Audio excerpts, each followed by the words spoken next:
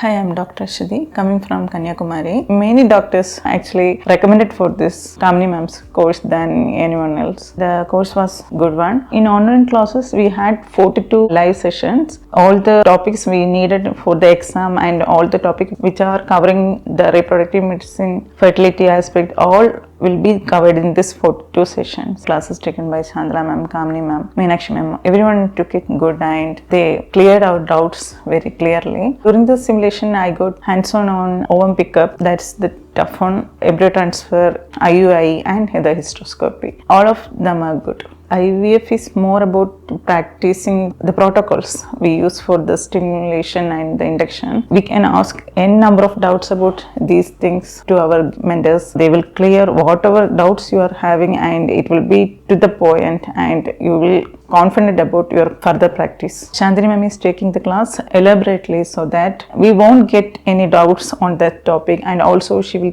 take at the end of the session she will take all the doubts so that if we having any doubt we can clear it at that time itself. So it's ma'am's class is the best class and also Kamini ma'am's class is also the best class I had. Thank you for Kamini ma'am and also the Medline Academics for giving me this opportunity for this course. Thank you.